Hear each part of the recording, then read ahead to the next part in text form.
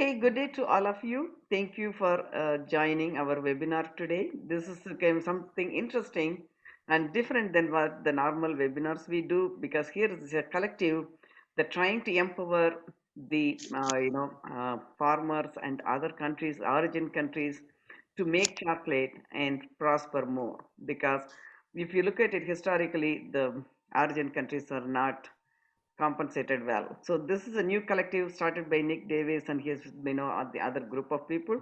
So they're going to talk about it. But I just want to introduce Cocoa Town a little bit before we go there. So just give me like 5 minutes to give a little bit introduction to Cocoa Town and why we are doing all these webinars. So the parent company, we started it in 1992. So we have just completed 30 years in February. We started trading innovative specialty food processing machines, and we primarily focused on machines for making South Indian food called idli and dosa. And then we realized that this is a very small segment we are focusing, but these machines can also be modified, or we have to look at a bigger vision.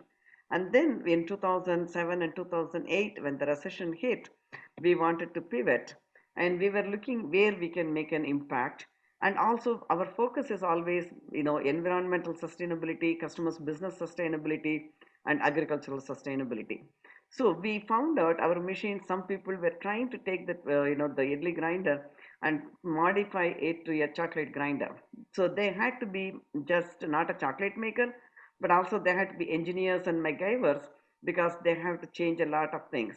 The idli grinder grinds for 20 minutes a batch, whereas the chocolate grinds for 3 days continuously. You take it out and you start the next batch. So literally it goes 365, 24/7.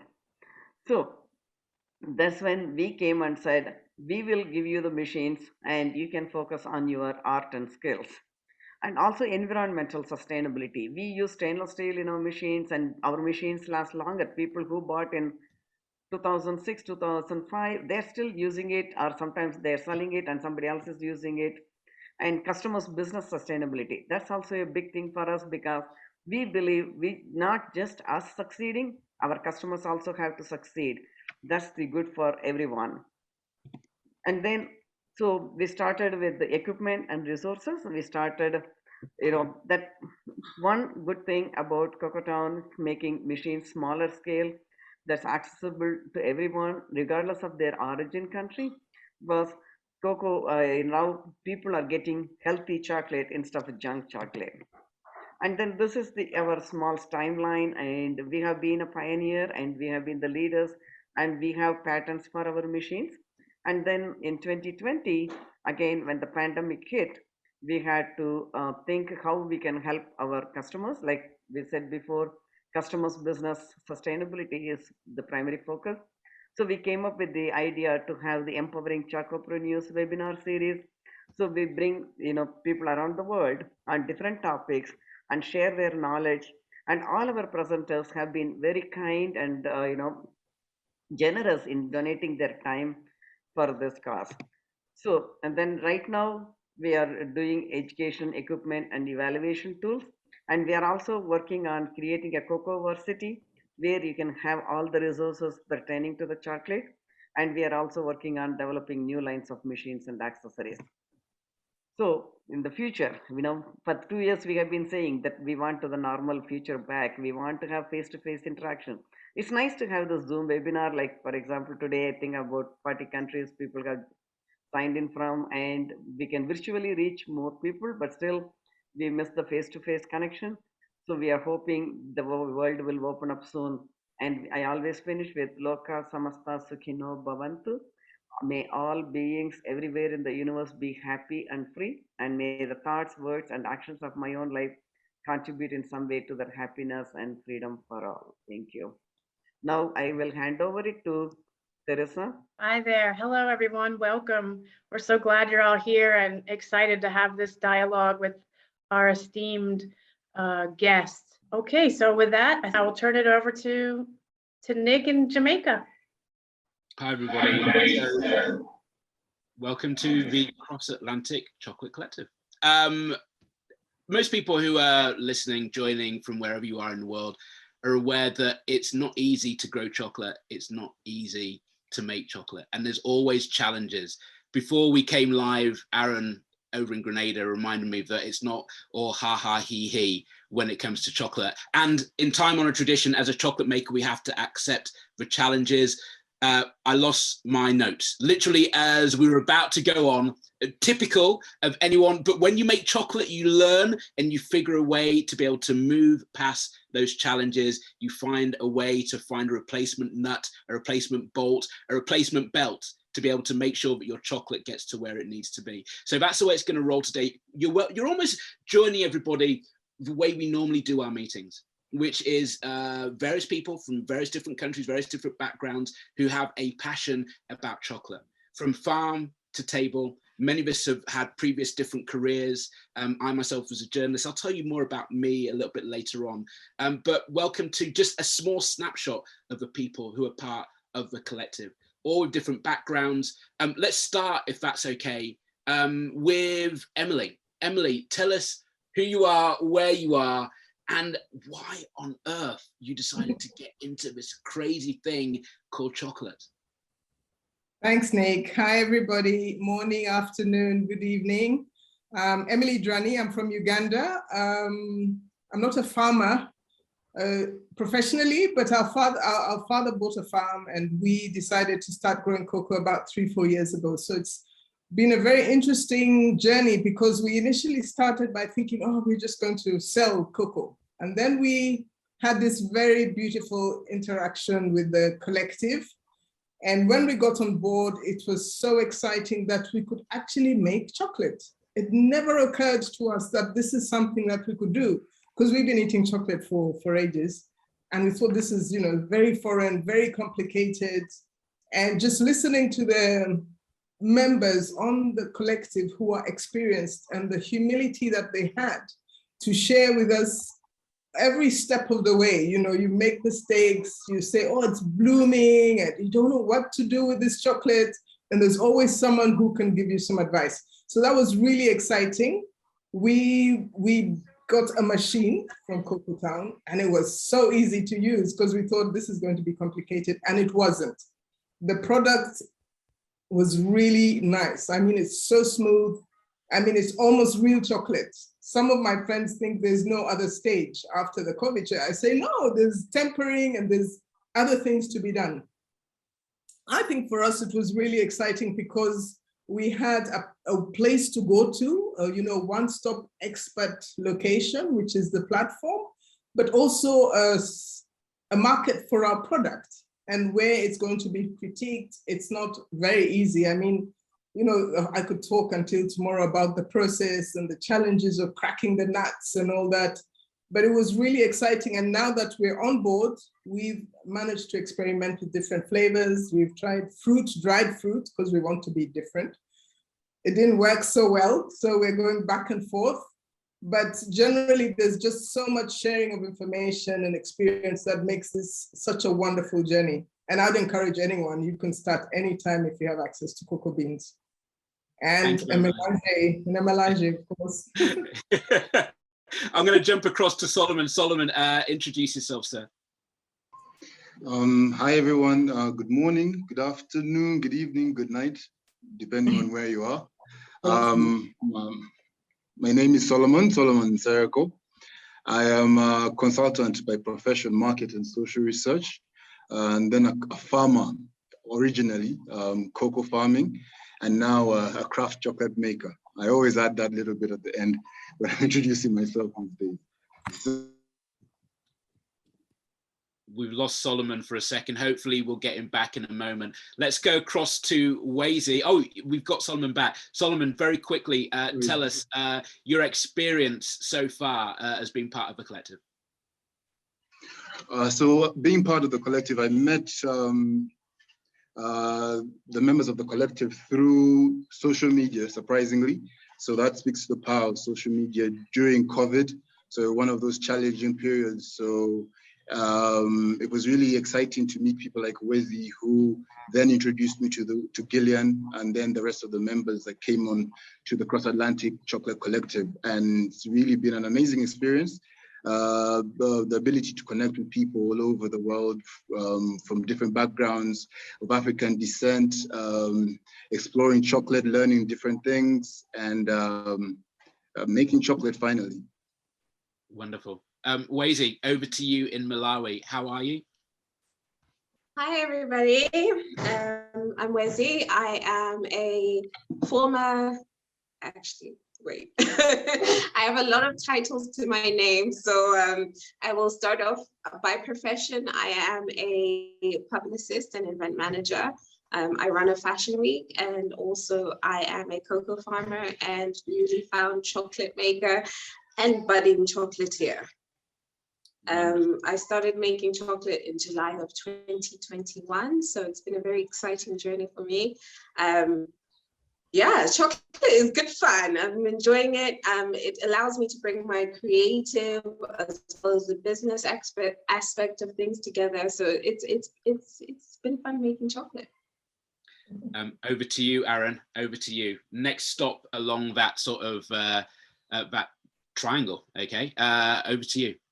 Yeah, so hi everyone, my name is Aaron. I'm formerly used to work in the music business, promoting bands and singers and pop stars and all that wonderful good stuff. Left that behind in London, in England, where I grew up.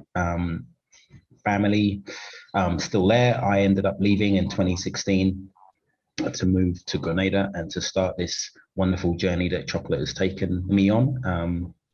But I'm in essence, I'm a cocoa farmer / chocolate maker, and I've been making chocolate since 2016 and good quality chocolate since 2018 when I realized what the hell I was doing. So so that's, but I'm still learning. That's me in a nutshell. Constant evolution. I'm going to jump across to Carla, if that's okay. I know we've missed me for a moment, but Carla, tell us where you are, tell us your background and your favorite, what it is about chocolate, and being part of the collective, which kind of resonates with you. Good morning, everyone. My name is Carla McNeil. I'm originally from Honduras, and I grew up in a family of farmers. So kind of grew up with coffee and cane sugar around us. I moved here to the US like 15 years ago, and chocolate has always been a part of my life. So my mom will always bring cacao, and we'll like make chocolate together, or traditional drinks playing with corn, and we'll roast it and grind it. And that's kind of how chocolate has been part of my life. I started a company 7 years ago, making chocolate like officially, and we're still going, and it's been quite a journey. When we started, some things that we do is that we go to Central America and we work with farmers and bring equipment and teach people how to make chocolate and share the knowledge. So when the idea of the collective came of like teaching farmers how to make chocolate, it was kind of like it was a easy, very, very exciting for me, because we've been doing this in Guatemala, Honduras, Nicaragua, and now seeing a movement of like people learning to make chocolate, that are growing cacao and that can use cacao as a food, and it's like becoming a global movement. Is very excited. So that was the part that brought me to it, to the collective, and we're doing it. So it's very exciting. Absolutely. And yeah, I'm Nick Davis. It says it right there. I am a chocolate maker based in Jamaica. I was originally a journalist. I was inspired by doing a story about Grenada chocolate, where Aaron is right now, and what was being done by smallholder farmers there to add value. So impressed by what they were doing, I started to do my own little side hustle. I believe that's what people in the US call it, Carla, to create my own chocolates. And before you know it, we started to make okay chocolates. Like Aaron, it took a few years to get there, but definitely there was something in the beans and there was something in the way that I was doing it. One of the really pivotal moments, and I have to correct Mrs. Balu for a second, I really am not anything to do with like pushing this forward. The person who is really responsible is who Solomon made reference to earlier on, Gillian Goddard, from over in Trinidad. Sunny is chocolate, Sunny is organics. I first met Gillian at the Unconference, which happens at the Northwest Chocolate Festival. If anyone hasn't had a chance to go, if they can go, if we can go online, hopefully this year, it's a really good event where different chocolate makers from all over the world, Teresa, come over to see and learn from each other. And I was so impressed by this really open opportunity to be able to share that when I came back, I was like, I would love to do something similar here in Jamaica. But what was really, really exceptional was a session which Gillian held on privilege within chocolate. And what made me smile was that I went along purely and simply just to make up the numbers. I'll say that to Gillian now, right? I was like, you know, there's a sister who's doing something on chocolate making, I'm going to go along. And I went there and she exposed to me how blessed I was by the opportunities which I've had in my life to be able to be in a position to be able to make chocolate as a side hustle. Many people are living off this for barely any money whatsoever. And I'm in a blessed position to be able to make a difference. And that stuck with me, that resonated with me. And that's the reason why being part of Cross Atlantic is so special. Because when I came back to the country, when I came back to Jamaica, it's very difficult to share sometimes because we have scarce resources and we're always in competition with each other. But one of the things which is so special about Cross Atlantic is the fact that we have different backgrounds. As you heard earlier on, we have different experiences. We have different, even social class within the groups, right?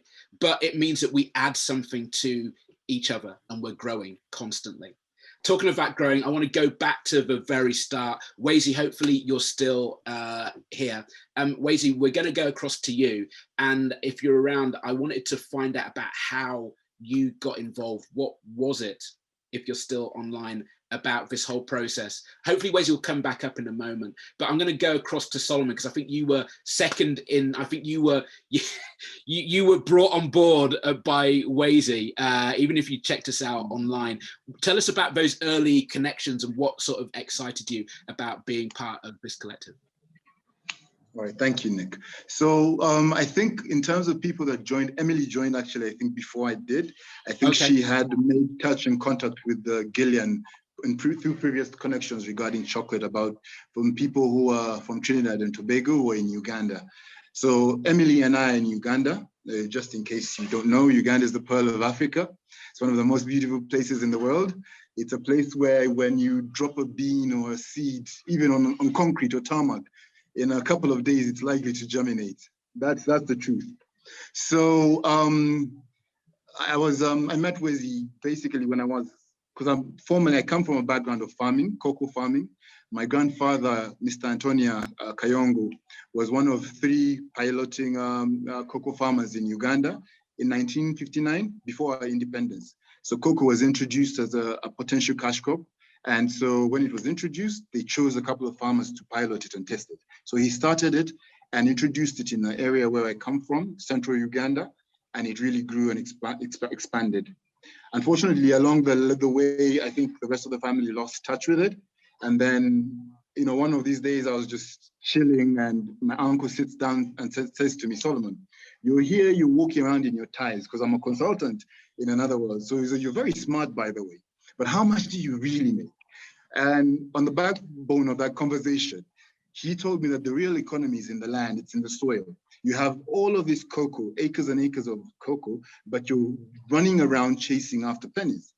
And so I came back and I started with seedlings. I registered to start selling seedlings to farmers. That was my main introduction to cocoa.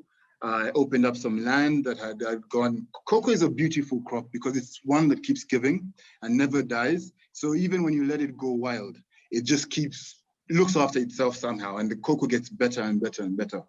So I set that up. I started selling seedlings to farmers and interacting with people in the cocoa space, and open up a Twitter account, social media, and try to get experience. I never imagined that I'll start doing chocolate. My whole concept was sell your seedlings, grow your cocoa, sell the cocoa bean to whoever buys it, whether it's wet cocoa or fermented and dried. That's as far as you can go. Don't even waste time with the rest. It's too complicated for you. And then in our conversations on Twitter, I met Wazy, and we're talking about our experiences with value addition and how Wazy and self-esteem from Cameroon. And we're talking about our experiences and how we could add value, how unfair the market was in terms of along the value chain. You know, the farmer does all the hard work, but then, you know, when the chocolate comes back to a farmer to buy, I mean, he's buying a little incy-wincy tiny bit for $40 or $15, and it really didn't make sense. So we were really interested in about how do we jump in and see how to maybe get a bigger piece of the cake, but also share something with the farmers. So then Wezi, I think, met Gillian. And when she did meet Gillian, I think they thought about can we just have a group where we can meet as farmers from origin countries engaged in cocoa and craft chocolate makers and just have a conversation. I mean, just talk. I mean, just sit down and have a chat. So that's what it was. So Wezi invites me to this WhatsApp group, and she said, would you like to join? And I'm like, oh, why not? Let's do this. And then it was really beautiful to get there and find that there were so many other people from all over Africa, from the Caribbean, people in the US. And I mean, when we started talking, we were just chatting. And then this brilliant idea comes up. Why don't we try for a chocolate box and aim for December, for Christmas and the New Year, and try and see if we can move our beans around. It was really magical and a really, really, really beautiful thing to imagine. Until I think when we started, we were really energetic and like, let's do this, we've got this. We didn't really understand the magnitude of what we were trying to do. Absolutely. And once we started, I think the reality started creeping in that, oops, this isn't as easy as make your kuvicha, ship it to the US, and you know, it's done. First of all, logistics, the issues with shipping products from Africa to the global north, it's a nightmare. It's expensive, but it's also complicated. The paperwork, I didn't understand half the things that were being asked for. But I think, yeah, people like Gillian were really helpful because they understood it. So I think those were my early experiences with the collective.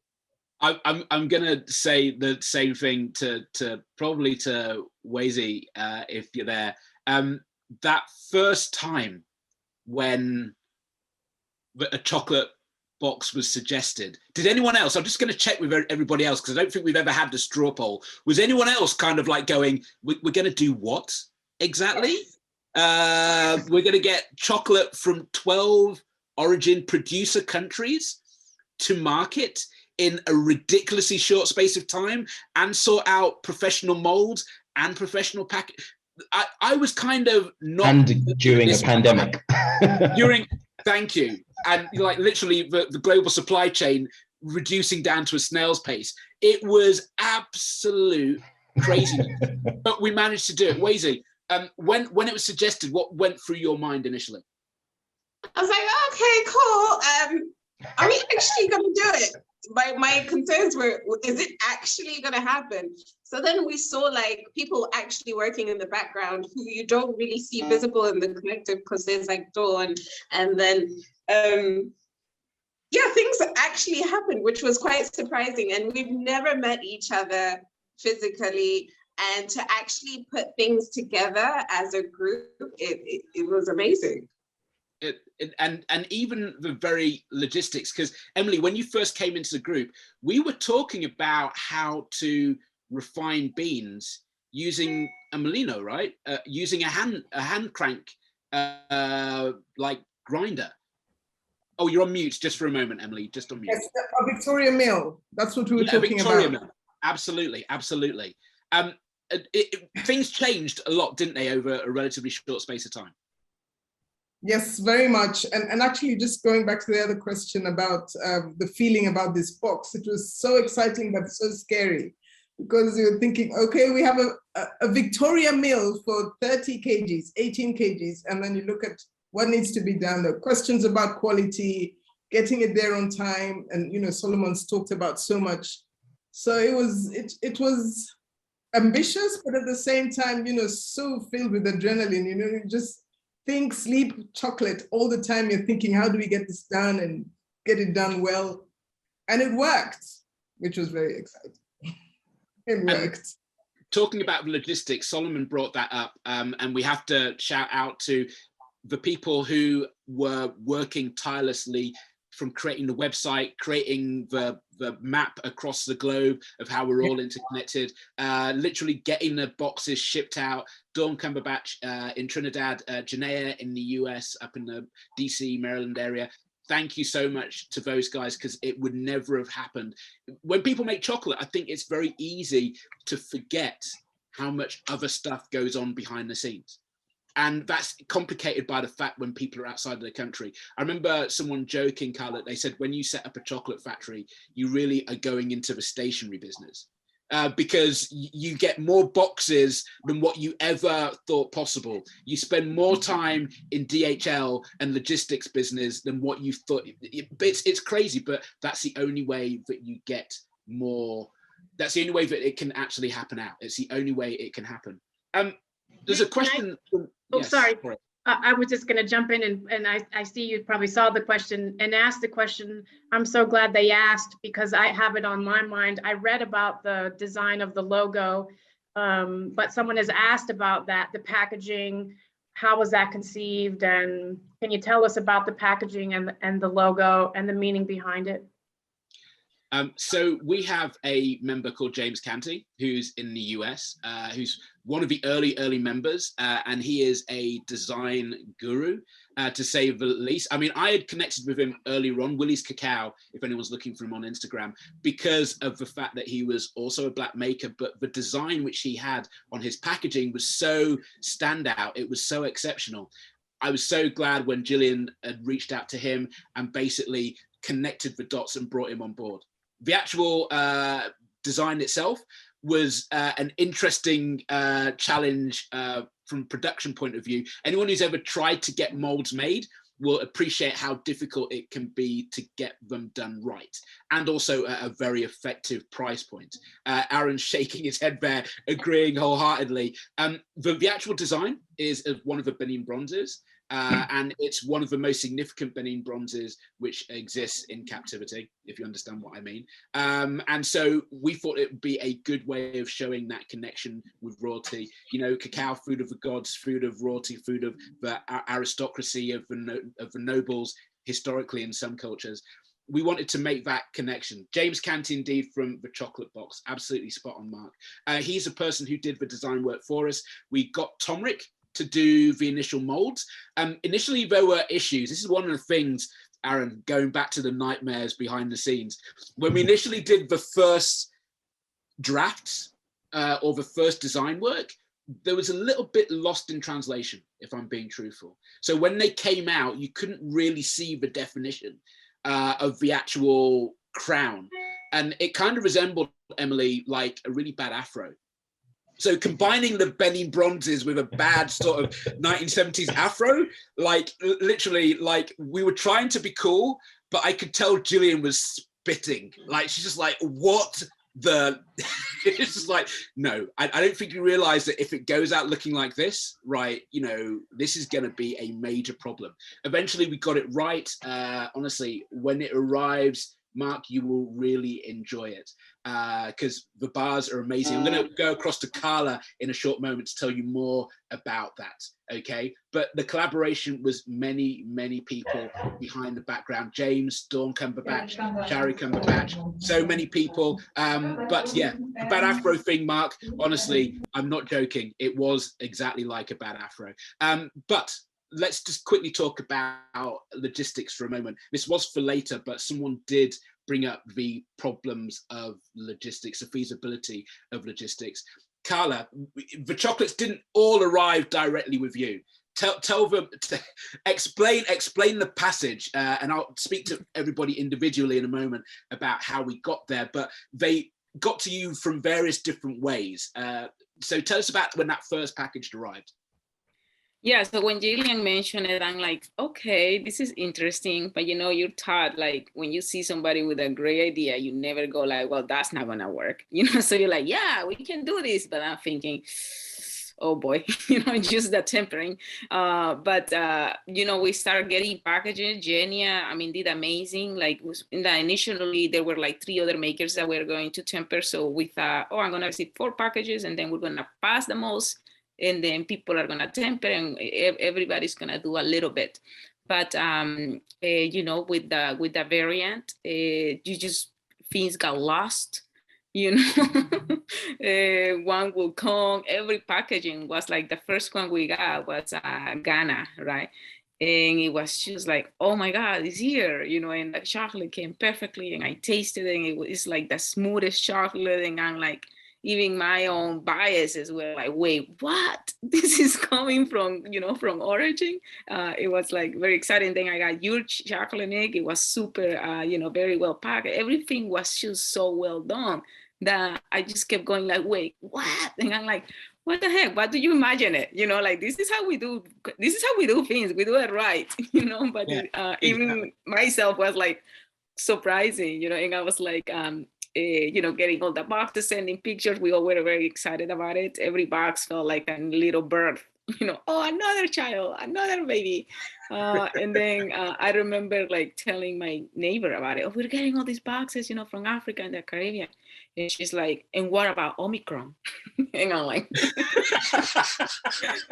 I never thought about it, but, and then I'm like, wait, but that box touched your box. So you realize about, you know, how people think, right? About like when things come overseas and you don't realize, and how connected. And also made me realize, like, you know, from a chocolate making perspective, it's like, oh yeah, making chocolate is hard and all this, but just what goes behind. I have so much appreciation now for all the unseen job that we all are doing in our own business, and we don't even assume is work. Like, you know, where is the packaging, you know, the labels, print this, who's gonna send it to, who ordered it, you know, all the logistics stuff. It made me really appreciate so much that goes around making a bar going to the consumer that we don't even have a name for it, you know, like logistics or packaging. But for me, it was a lot of excitement. It was a very short period, but I mean, we were so blessed. Everything was hand tempered, and I was like, God, please just don't play with me right now. So everything was like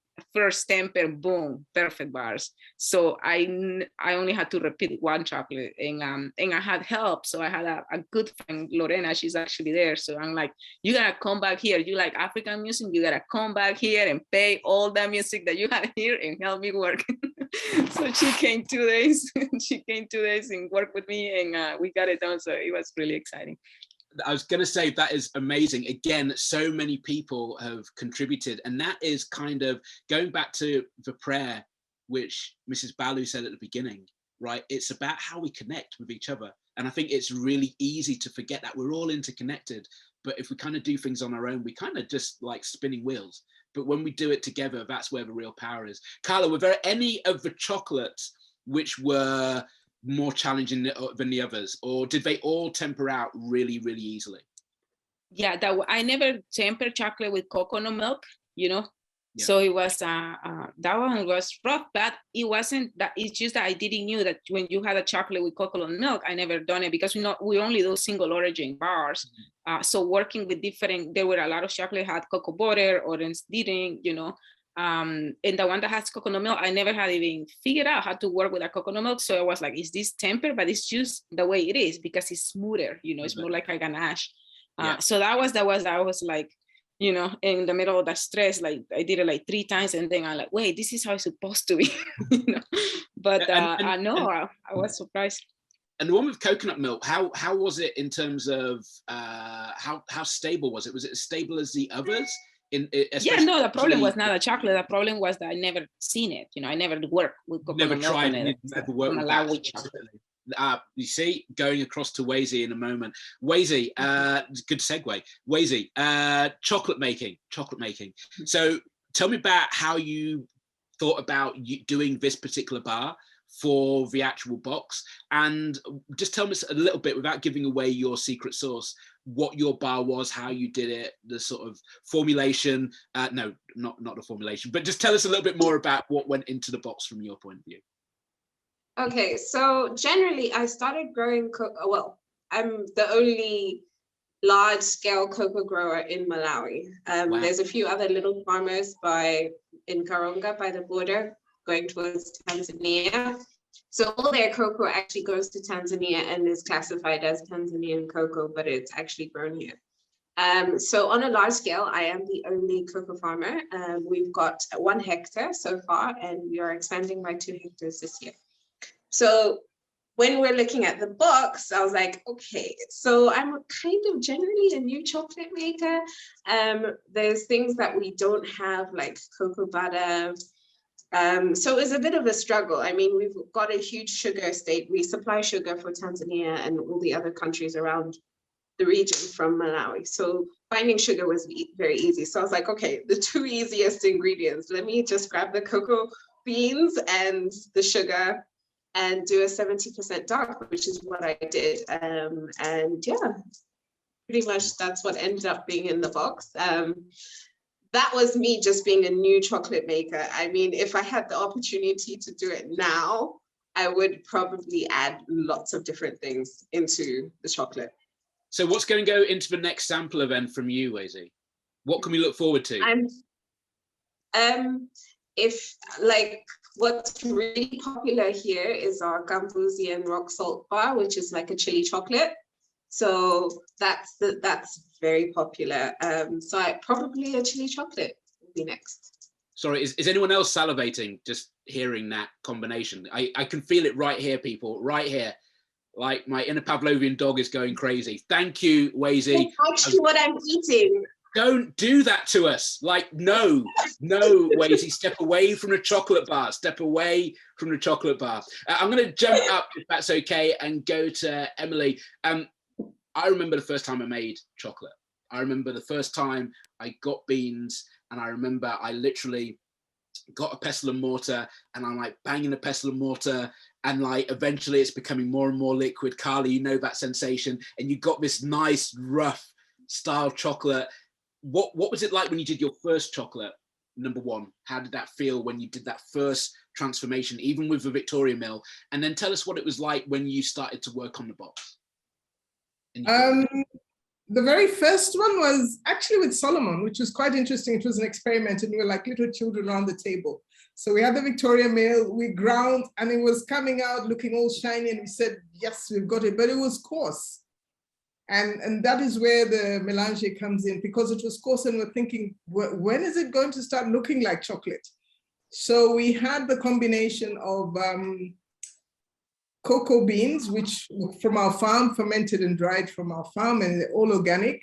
The sugar was cane sugar, which is easy to find in Uganda because most of our sugar is cane sugar.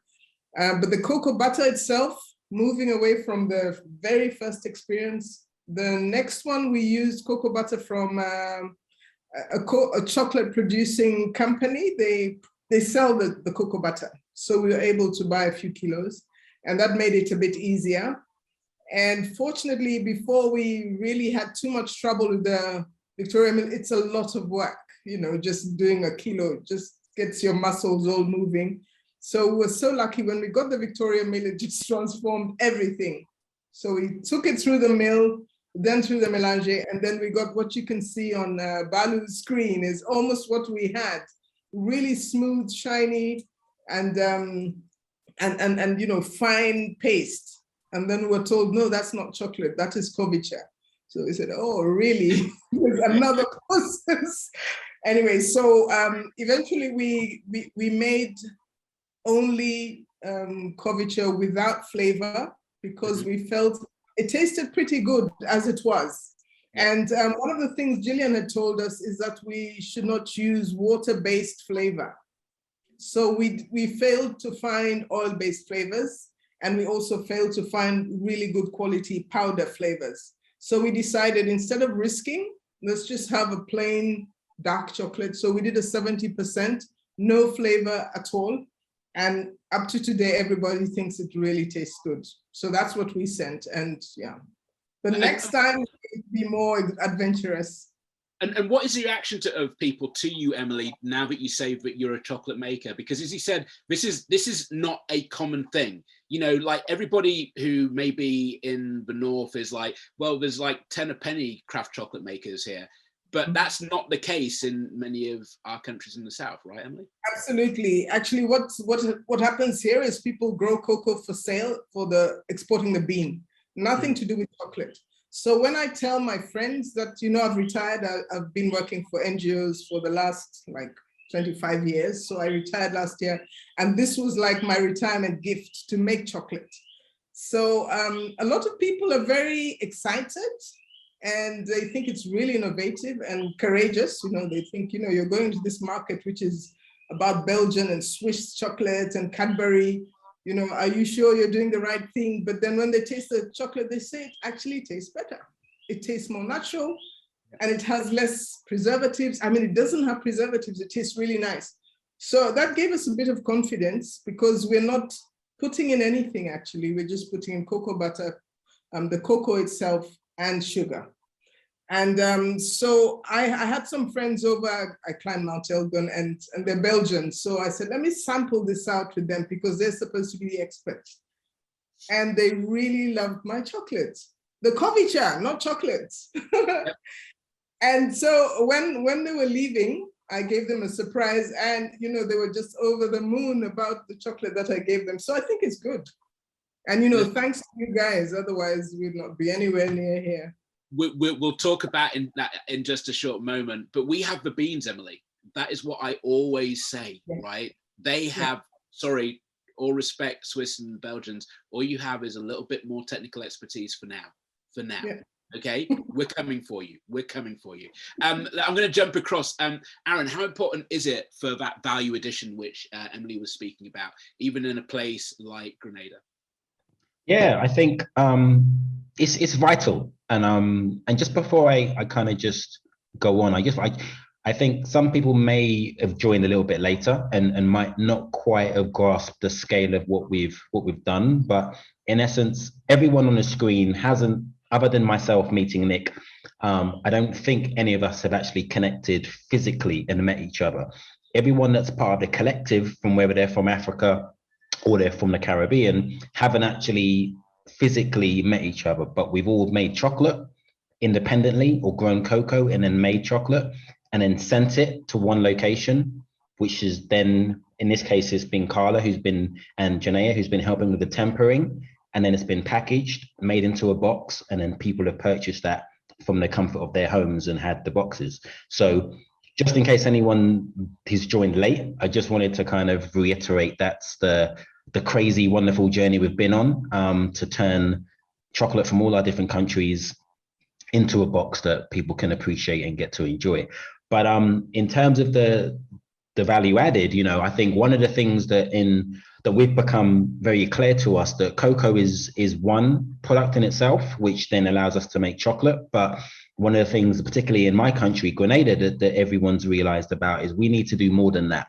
Yes, we have the beans. Yes, we can make chocolate, but whether it's the cocoa powder, whether it's hot chocolate, whether it's our native cocoa tea, if it's the cocoa butter, the cocoa shell tea, I know Cocoa Town have done many talks in the past around value added and how you can use this wonderful cocoa in different ways. But I think sometimes it gets lost in translation. And I think this collective has allowed us all to learn from each other how what we do in Grenada, for example, by using our different fruits and spices from nutmeg, cinnamon, bay leaf, ginger, and combining that with cocoa to make our traditional cocoa tea, has also allowed Afia to then do what he does with his cocoa in Dominica.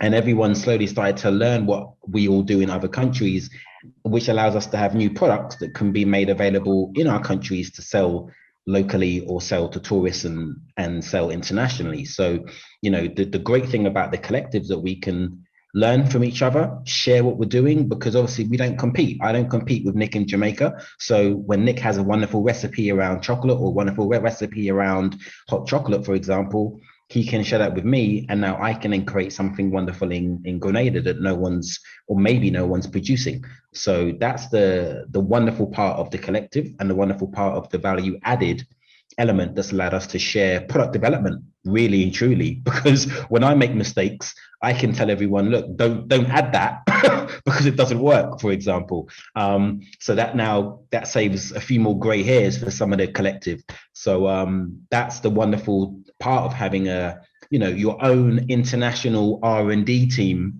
that you don't have to pay.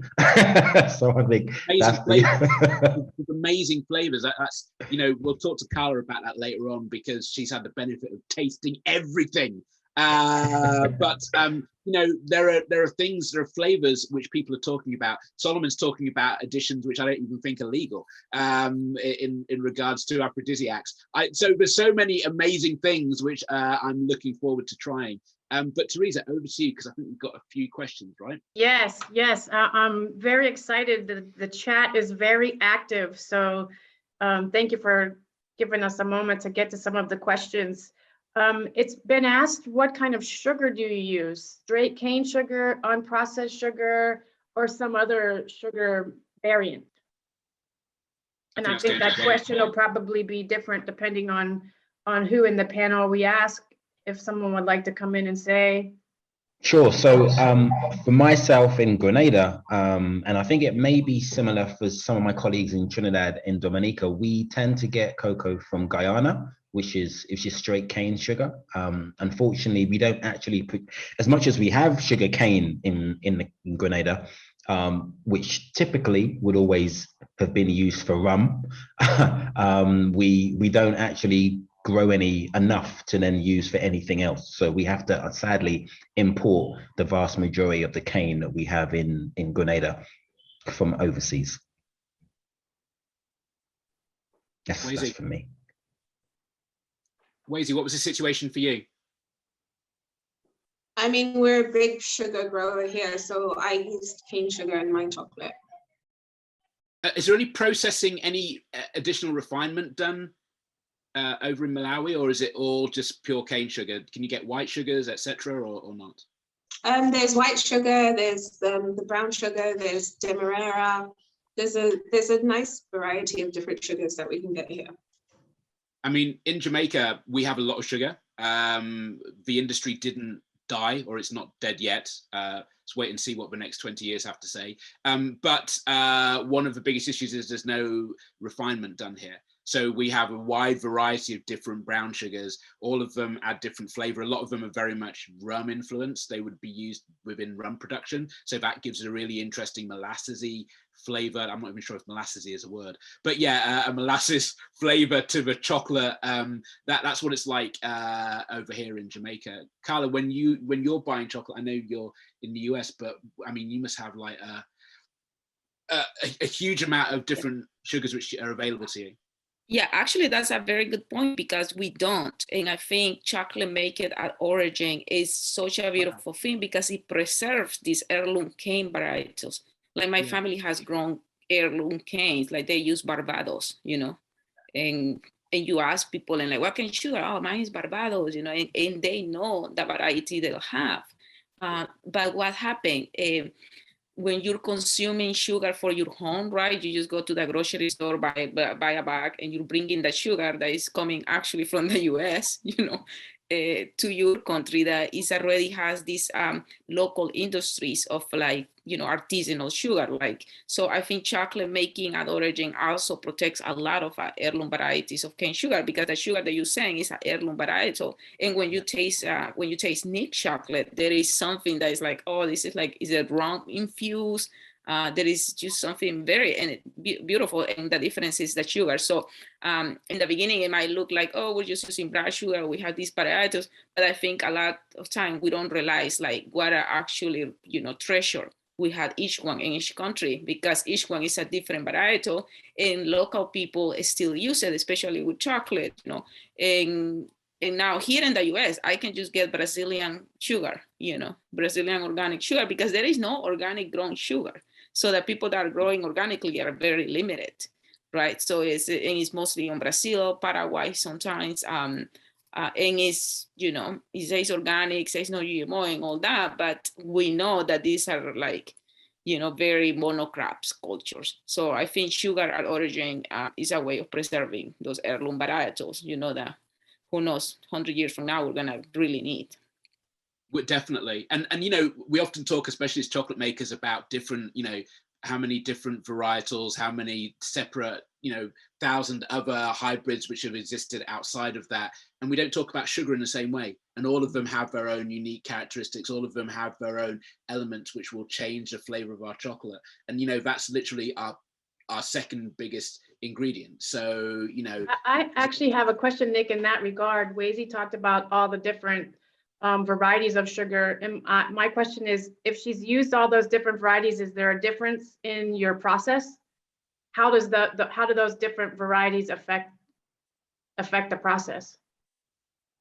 I mean, honestly, for me, I haven't actually used, I've only used brown sugar in my chocolate, so I haven't actually experimented with the white or the demerara. So actually it gives me a chance in the next few months to experiment with those and see what comes out. I've done a little bit very quickly, Teresa, using, we have a baker's sugar here, which honestly everybody makes like, it's like a panela. Is that the right pronunciation? Sugar, it's so wet that it almost sticks as you're pouring it. It's almost like it's like a fountain rather than individual grains. But if you manage to get past it seizing in the machines, it does make for a really very caramel molassesy chocolate, which is amazing. It's an amazing flavor, just a little bit more difficult to work with, especially with smaller machines. Have we got any more questions, Teresa? Oh, yes, we have a lot of questions. Okay. There's a question for Carla in regards to tempering the coconut chocolate, the coconut milk chocolate. Is the tempering similar to when you temper dairy milk chocolate? Yeah, the thing is that all the tempering that we did was hand temper, so it's not like we had a machine that we can set, it's kind of all by feel. So that I don't use like, oh, this is how I do dark, or, you just kind of adjust based on what you feel like. The challenge with it was that we only had 11 molds, right? And we were working with 1 kilogram, 2 kilograms. So I had to like pump the 11 molds, crank the air conditioning, run, hope for the best, then unpack them. And then we had so little chocolate. So by the time I was coming to get it and unmold, clean the molds, remold, so we could have more bars, it will, sometimes doesn't work. So that was what made it difficult, that we only had 11 molds and we had to, and at the same time, you're trying to maintain enough heat and very small amount of just like 1 kilogram that we had. So it wasn't so much about the milk, because I don't use machines like this is my dark or these are specific temperatures, it's just by feel, but it was more about like the back and switching of the molds. Carla, you don't have 3 Selmies? I mean, like... I do, but we don't have them connected. Now, that is a good answer. That's a good answer. Teresa, any other questions? Yes. So I just wanted to say, to Carla's point, it sounds like when you're tempering, it's more intuitive. So there's not a clear-cut answer. It's about feeling, and you can't say when you do it this way, that way. You're sort of in a dance with the chocolate in the moment. And all the chocolates were different recipes, different textures. So, to dial in a chocolate, you had to have that specific recipe, and you say, okay, these temperatures work, and then you dialed in. So I would lose more time trying to figure out the temperature. Okay, so the next question we have is about the craft market. What does the chocolate craft market look like in the respective countries? And then how do you think cocoa producing countries can revolutionize the way chocolate is eaten all around Africa? Oh, Teresa, that's a big question. Aaron. Well, yeah, I'll just quickly, before Solomon jumps in and covers the Africa side of things, because it's such a big continent, I'll let you handle that one. But just in regards to, I guess, the craft chocolate industry in Grenada and maybe the Caribbean. Grenada has 5 chocolate companies which make treated bar chocolate, basically. And as much as we are one of the smallest countries that make craft chocolate, we very much do work together. We ultimately rely on, foreign exchange or foreigners coming and visiting the country for us to really be able to maximize our sales, because there's only so much chocolate that's consumed locally. And sadly, when let's say, North American or European chocolate is sometimes most people's first introduction to chocolate, it takes some time to let everyone learn and understand that that chocolate, in essence, isn't really that good, you know. But pretty much everyone on here at some point, their first introduction was a Cadbury's, a Nestle, a Hershey's, or what have you. So it takes a lot of time to weed people off that. And that's the challenge that we have simply here in the Caribbean. As much as we have an abundance of cocoa, we weren't making it many years ago. It only really started in 1999 with the Grenada Chocolate Company. So before that, it was a lot of Americanized or North American chocolate that was consumed.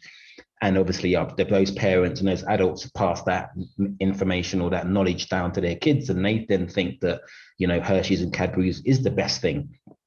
But with all of these new craft makers like myself and Belmont Estate and Grenada Chocolate Company and all of the others, it's our job and our mission is to educate the country into fine flavored chocolate. The fact that, yes, it might be slightly more expensive, but it's better for you and it's locally and it's ours, more importantly. And then our real focus is getting tourists that come and visit us, that they then understand that about our country and understand that about our cocoa and our chocolate, and then in essence take that with them when they go home. And it's slowly growing, and we start seeing it more at the airport, and it's in more supermarkets, and it's more readily available. And that's how we turn that small fledgling craft industry that we have on the island into something bigger. And just like with the collective, the goal is to build that internationally, and then obviously then make it a thing where anybody and everyone can purchase the cocoa de couverture from the comfort of their home by just clicking online and buying it. So that's how we hope to scale. Solomon? Oh, yes, sorry. No. Got it. So I think the situation regarding craft chocolate in Uganda, I think basically, I think it's alive and well. It's growing. I see several small makers of different what we say when we say craft chocolate. Let me speak in terms of size. We've got a couple of small makers with countertop machines, melangers. We've got people who've actually grown their businesses a bit. Give an example of what we used to be called Pink Foods. Now it's called the African Chocolate Company. Capacity has really increased. We've got people like Latitude Chocolate. I think that's a well-known brand, though it's not owned by Ugandan, but still makes chocolate in Uganda. We've got Equator. We've got a couple of craft chocolate makers that are active in the market, and I think there's a potential, because the interest is there for people to get engaged in this. But of course, it has to be something that makes sense financially, because for most people, it's not a hobby, something you try and test. We can't afford to just try it for the sake of trying it. It has to lead to something that's financially sensible. Regarding a question about how we can encourage the rest of the continent to eat chocolate, I've seen all of these studies about, I'm a market researcher background, consulting, and I've seen all of these issues, these topics about Africans not consuming chocolate and it not being a product. I beg to disagree slightly. I think in general, Africans just don't like a lot of dark chocolate. We have a sweet tooth as a continent, and I think we prefer something that's a bit sweeter, something that has milk. How do we encourage Africans to eat? I mean, the other day we were talking about the farmers themselves. Have they ever eaten chocolate? I think it's not through a lack of want, it's more a lack of affordability and availability that they're challenged with. So when we make chocolate and we took it to a farm and shared with some of our farmers, some of the guys that we work with, I mean, the lights went on and they were like, you're lying. This can't be coming from the farm. This is from the cocoa we sell? And we're like, yes. You know, it was well wrapped, well designed. And they ate it and they actually made orders, if you can believe it. They were making orders, which I thought was funny. And I had to now we're thinking, how do we make chocolate, affordable chocolate that we can share with them? But also it comes down to the flavor. I think the beauty of having chocolate makers in origin countries is that we're able to incorporate different flavors, different tastes that are familiar to the local populations that we come from. And so it makes it easier for someone when they're eating this, oh, so this tastes like Mulondo. Nick, you mentioned about, you mentioned the chocolate bar we're making that's slightly rumored to be an aphrodisiac in its sense. But I mean, it's something when someone eats it, they're like, oh, I know what this is. It's actually very familiar, and then they're willing to buy something else. So I think if we can have more craft chocolate makers in Africa, making craft chocolate that Africans can actually relate to, that they actually like, if someone takes the time to do a proper research, what type of chocolate do you in Africa want? Not in the global north, we eat dark chocolate, so let's give it to you in Africa and you eat it. I think you find that the results might be a bit surprising. Also make it affordable. And also, Solomon, it gives uniqueness. You know, if you go down your average aisle in the north and you say you want dark artisanal chocolate, don't be surprised if there's a lot of 70% two origin, two ingredient chocolate, right? There's a lot, okay? But if you have incredible flavors, the same as what we had within the box, you know, baobab,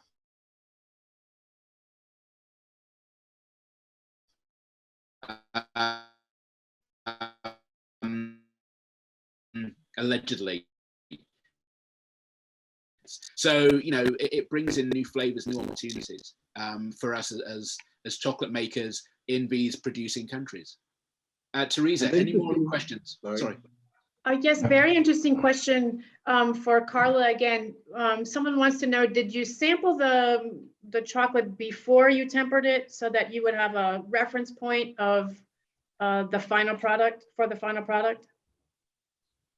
Yeah, so yeah, it was a little, because as much as organized you want to be, we had like, okay, I'm doing this one, and I had a label here, and then, you know, you go out and have lunch and then you forgot. So it was a little bit like constantly, what is this, you know, and like trying to figure out the flavors. But yeah, everything was sampled and organized, and then a lot of stress, hoping I didn't make any mistakes. So. Okay, 1 second. I want to interrupt for a minute, sorry. We have a video of the Chocolate Collective. So this is just like a short 2-minute video. So is it okay for me to share it now? Yeah, sure. Go ahead.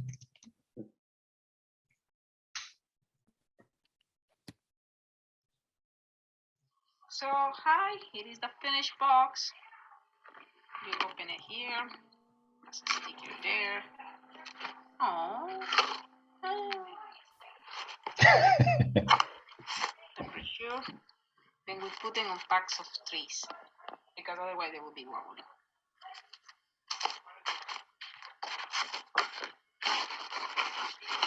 Beautiful. Good job, everyone. So that is the box, and that was the first time that that was Carla doing a lovely voiceover there. That was the chance that we all got to first ever see the box in its final entirety. It was an emotional moment for all of us, I'm sure, because we'd basically just sent this curvature via FedEx or DHL. It went into an envelope somewhere and left us, and then it arrived with Carla, and then we finally got to see it all packaged. Haven't yet to taste it. I know Carla and a few others have been lucky enough to taste all of the chocolate or some of the chocolate, but one day we'll all get to have our own personal tasting as a collective. So that was chocolate from Dominica, Uganda, Cameroon, Ghana, Nigeria, Jamaica, Malawi, Zambia, Trinidad and Tobago, St. Lucia, Grenada, and the Melting Pot Bar. I mean, just even saying those names, you can only imagine how traumatic it was being able to ship them from one place to another place to another place. Solomon, I know you had a few. The shipping was not straightforward, and I think someone made reference to that earlier on as one of the questions. Exporting the chocolate up. Tell us about that experience, and then we'll go to John's question. How difficult was it? When we were, sorry? So, yeah, just so when we were exporting, I think our Ugandan experience was, so we tried to look for various alternatives. When we thought about the courier, because we were talking about 18 kilograms of couverture to move around. It should be easy. It's not that heavy. And then when we tried, I think first of all, in some areas, like in West Africa, there were challenges with some of the courier companies not accepting to transport couverture. The cost itself was pretty steep. I think between 20 and 30 kgs of couverture, we spent, I think, $1,300 there's about to ship that. And then you're thinking to yourself, how much money am I going to really make shipping this small quantity at this amount of money? Does it really make sense? And then, of course, shipping into the US, having to register everybody with the FDA, their various facilities, having to understand the language and the documentation that we had to have. Getting that ready was a bit complicated, but all in all, I think it was a good experience. It was a lesson learned. I think we'll never forget it. And I think when we're ready to ship in future, we'll do much better. But the costs, shipping direct, I think the easiest way was through air, but the costs were really, really pretty prohibitive. But I think this is a general problem that exists. I think because even if I'm trying to send something to Wezi in Malawi down south, I think the cost is still very difficult to mitigate. It makes you think twice about sending it. Yeah. Wezi, there's a sort of follow on from that from John about how do you balance exporting a more expensive product with providing a more accessible version of the same locally. Are you at that stage yet, or what's your plan? World domination or build that local market like what Solomon was talking about earlier on? I think my plan would be probably to build the local market. I've got a lot of interest in chocolate currently locally, so I'm not looking to move out of Malawi apart from the cross-Atlantic stuff. So I mean, for each individual African country, the market is huge because people are buying Cadbury's and they don't know what real chocolate tastes like. So for them to actually experience real chocolate, it has been amazing. I mean, we've worked with two corporates so far, and the feedback that we've gotten is really good. So I think locally in each country, there's a market of its own. There's no need for people to be buying Cadbury's or Lindt. I mean, for me, it's a little bit challenging because we have a population of 3 million people here in Jamaica, but yet we have a sort of median wage of around about $6,000 US. You know, buying a chocolate bar made locally in a country where we have the 4th most expensive electricity in the world is difficult. Making chocolate is electricity. It uses a lot of power, right, all the way through. So that means that you are having a product which is already going to be a challenge for a lot of local people. So for me, having the expertise, which Solomon mentioned earlier, to be able to figure ways to be able to get our products out to a market of people who understand more about what we're trying to do, how we're trying to connect the dots, is essential. It really is essential. You know, it's the only way to do it. And what I like about the collective is the same as what you said earlier on, Aaron. It's not only like being able to work with an amazing R&D team on a daily basis, because I never actually knew what Slack was. I thought when Gillian said Slack, I thought she meant it in the Jamaican term, which is something which you don't want to Google, everybody. But yeah, we used Slack in the early days to be able to communicate, to talk about how we would, you know, make chocolate and how those are conversations which make a huge difference to makers at whatever stage you are. And so for me, that's why this collective has been so important and how we can benefit. And another really important reason is about representation. You know, it's like what Carla said earlier on. Why shouldn't the chocolate be as good as anywhere else? But we have these internal things within all of us, especially from the global south, about, you know, where we lay in the greater scheme of things. And a prime example for me of changing my mindset was actually, I don't know if you know this, Mrs. Balu, but one of your videos. When I first started making chocolate, I was looking at the different chocolate makers, and there was a video, and you had a black woman demonstrating the small SL12TA video. And I was like, oh my God, there's a black person in craft chocolate. Like, I nearly fell off my chair, right? Because I hadn't seen that. I hadn't seen that. And one of the things which I love about being part of this collective is there are people who are representative of the world, of the, you know, African diaspora who I'm working with on a day-to-day basis, you know, and that for me is really, really powerful. And yeah, I really enjoy that. Nick, I totally second that. And I don't know, you know, from the Cocoa Town perspective, the thought process behind the selection of staff member, but I can definitely say when I was doing the many researching journeys I went down, whether it's chocolate alchemy, whether it's chocolate life or what have you, but definitely when it came to YouTube, there wasn't many videos around how to make chocolate.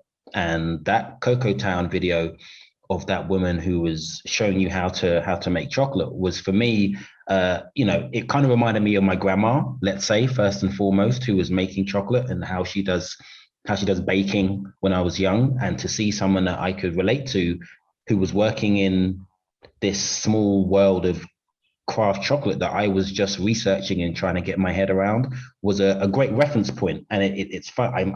I like to think the video is still on YouTube today, but it was always a go-to reference point at that early stage, just to work out, you know, the machines that I might be buying in the future, the process. And it was so when you mentioned it, Nick, it's funny, it just brought back memories of that initial early stages of when I was trying to work out what I was going to do in this crazy world of craft chocolate, when I was all fingers and thumbs, as they say. Representation matters. Balu. We have been going to this chocolate conferences for more than 10 years. We were really, one thing that bothered us from the day one is why there is no diversity in chocolate making community. Like whenever we see somebody interested in making chocolate, we go out of the way, go and see how we can help. Somehow we have been doing that from the beginning. Yeah. Arnold, you want to add to that? That's great. I think one of the issues is, and I talk about this a lot, you know, people in producing countries, even with craft chocolate, have been exploited, even just by using their photos. You know, like chocolate and trying to raise people out of poverty was used as an early marketing tool by a lot of craft chocolate companies. And now they know that the model, the sector isn't big enough as a whole to make a real change. I think they're sort of trying to move away from that. But that doesn't mean that the problem still doesn't exist. The problem still is there. Because you don't want to talk about it now doesn't mean that it's not there.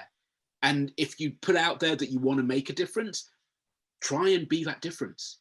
You know, try and be that difference. It is really, really important. And I want everybody to think about that, because I think we often forget that there's a whole, the same as how it took so many people behind the scenes to be able to get these bars to you. That's what every chocolate bar is like. Unfortunately, the vast majority of those people do not get enough money to be able to live on. That's it. You know, it's really that stark. Emily, just very quickly, tell us about your machine, if that's okay, because there was a whole process of getting some of the team members' machinery. Tell us about that, and what difference did it make to you? How did it feel? Yeah, thanks, Nick. It was quite a journey to identify,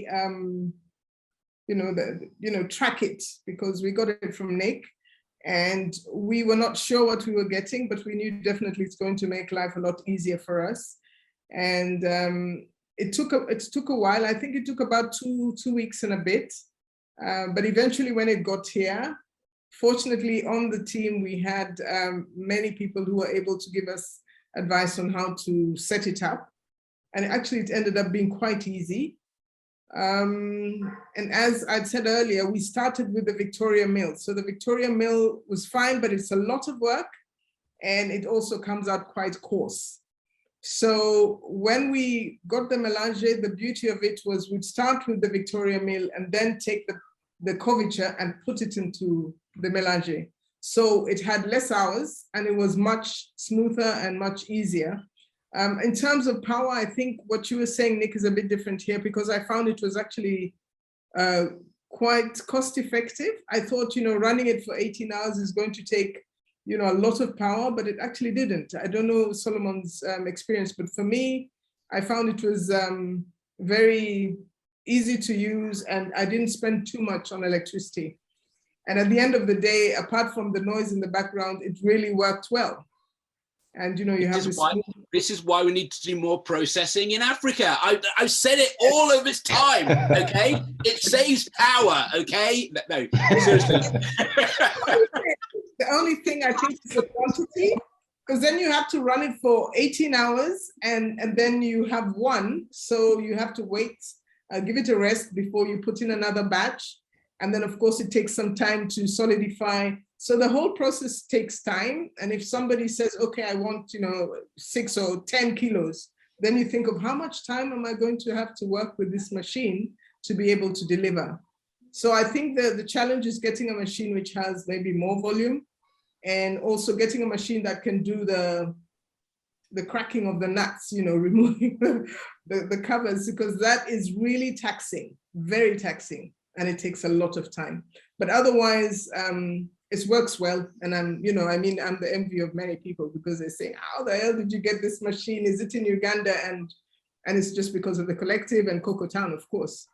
So yeah, so that's the advantage of being here, but also knowing that if we need spare parts, we have a place we can go. If we need advice on, if it doesn't work very well, we have, people to talk to on how to manage it. To be fair, a good winnower makes a difference. I'm still finding bits of shell from my hairdryer days still in my hair now. Do you know what I mean? Like it never gets away. It never gets away. Just jumping across, if that's okay, Carla. In terms of you've had a benefit of trying all the chocolates.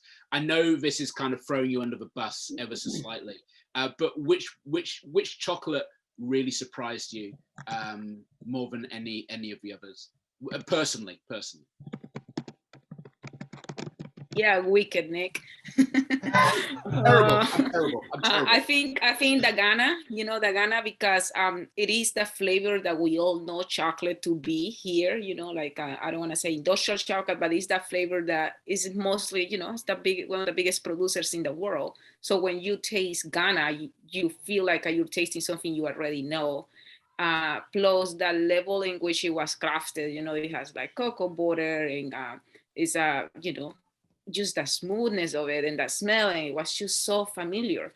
That one really surprised me, but I think the main thing, of all of these and all the chocolates and the journey you can trace to the flavors is how can these, how is this being presented in our countries, right? And how, there was a question about, how is this moving into our home countries? And I think we had to recognize too, the most popular flavors of chocolate are from tropical fruits or tropical, like peanuts, right? We're the ones that grow peanuts. Africa grows the majority of peanuts, right? So these are ingredients that belong to these actually cacao growing countries. Same with vanilla, right? Same with caramel is actually made with sugar, right? So it's also, all these flavors that we are having, right? That are coming from our countries and not even going to passion fruit into the most exotic ones, are flavors that we are familiar with. So I think this is an opportunity that we have, to not just to show that to the people of our countries. It's like, hey, to deconstruct a chocolate and see, hey, this vanilla was grown by your cousin, the cacao by that, and the sugar by that. See, and it's nothing fancy, because I saw a comment there about when it comes to taste and farmers preferring sweeter stuff. And I think something that is very different when we make chocolate, when people from origin make chocolate and want to serve a community at origin, is that I am 37 years old, I'm not that old. And I remember we did not have candy. you know, this whole sugar sweet thing is such a new thing, right? So when we are serving our communities, we are coming from a perspective of not like, well, this is, they might want sweet and milk, let's give them this, you know, because this is what sells. It's like we are coming from a perspective that's like, okay, this is how what has happened. We have been taught to, you know, crave sugar, and then we understand the health problems of our community. So when we want to change the taste, you know, of the people that we serve, has nothing to do with like, you know, thinking that farmers don't have taste or that they taste different. The chocolate, in my case, it has a lot more to do with like health reasons and the colonization of taste. So I think it's very important that when we present our recipes and the impact that each one of us is going to have, you know, in our own areas, and to understand that, you know, the way we are, the lenses through which we look is not so much like these cells, let's make these, or like, you know, they're used to these, so we're gonna, and you know, or look down on them because they are only using sweet and milk chocolates. It's like, no, we're coming from a perspective where we want to like, you know, enhance the life of the people that we serve, and that starts with health. And let's face it, you know, I love sugar. I don't eat it. I grew up in a sugarcane field. You know, I had that connection, but I know that it's not something you eat. Like we used to like grind the sugar, and if you wanted sugar, it was a lot of work, you know. So in my short life, you know, our taste in our countries has changed so much, and not for the good. You know, the way that we are, the foods that the countries are importing has caused a lot of health, a lot of like pain to our communities. And when we come and we make chocolate from an origin perspective, we are going to seeing it from that lens. We're not seeing like, oh, you guys don't know anything about chocolate, just like it sweet, you don't like it dark. We're not looking at people like that. It's a very different approach. So that being said, I think the diversity of the chocolate that we had, Nick, there is no way that we can choose a favorite one. But you cannot have a favorite child. I hear you. I hear you. I vote for Carla. What I will say, right, is like Black people, South Asian people, we do not do good with sugar. Sugar is not good for us. Like we should be like the first people running away from sugar because of diabetes, right? But yet, like we are just programmed, and that programming is literally it's a knock-on effect from colonialization. You know, we don't want to use that C word, but it's true. That's what happened. And we're not saying that sugar is bad from a perspective of like only dark chocolate, you know, from an elitist perspective. It's like, no, it's gonna freaking kill us. You know, it has nothing to do with class. Really straightforward, really straightforward, really straightforward. Who was I going to go to next? There was another question actually. Wazy, and I'm guessing Solomon, Emily, and Aaron, you guys all work directly on the farm, have your own farms. Charlotte Flower mentioned earlier on, she asked a question about fermentation. I'm not sure if I can find it, but how important is fermentation to you guys? How much impact do you think it can have on the quality of your chocolate? I'm going to go to Solomon first and then to Wazy, if that's okay. Fermentation, I think, is very important, and I've noticed the difference in taste because I've had the opportunity to try out. In my early days, I've had the opportunity to try out the various types. I've done the banana leaves fermentation, I've done the basket, I've done sacks, and I've done box fermentation. Definitely the quality from the box fermentation is pretty different. I put a lot of this on the Instagram pages just to show the different types of fermentation, but the beans do ferment better. The flavor, the aroma is very different, even when you have the same set of beans and you're fermenting them using a different method. I think you do get some distinct differences. Though I have heard that some people use the plain bananas and then you heap fiber banana leaves on top and they still get a very amazing taste. I think the trick is always had to have some banana leaves in your ferment. I think it does something for the flavor. And it's very important for quality, definitely. Wazy, what about you? What have you found so far? So, because we're such a small scale, we do like a bucket fermentation. Mm-hmm. So we use we call them COVID buckets because they're very popular during COVID times. So they've got like a little tap at the bottom. Yeah. So we put like a wood layering, and then we put the beans in the sack, and then obviously liquid drains, and then we open the open the tap, and then my uncle's very fond of the liquid after 3 days. Oh, of course. Okay. The fermented liquid. And you need to send some of that over as well. Value is extra value, okay? Because that's a whole other product. Wazy, how do you find those micro ferments go? Does it get quite hot into the bucket, and what's the flavor like? Because obviously it must be pretty good. I think for me, like so far they've gone pretty well. I mean, it's more controlled. Yeah. Because we can actually just watch the temperature, because we leave a thermometer in there and we can check it on the laptop and everything. So I find it like the modern way of doing farming. I love it. I don't literally have time to be checking the temperature every day. So we leave an electronic thermometer in there so we can monitor the temperature throughout the ferment. Wazy, I'm going to be getting in contact with you for pictures, because I am so on this. All I need is a COVID bucket, you say? Yeah, COVID bucket. I love that name. I'm so there. What about you, Emily? Have you been fermenting yourselves, or from your actual farm? Yep.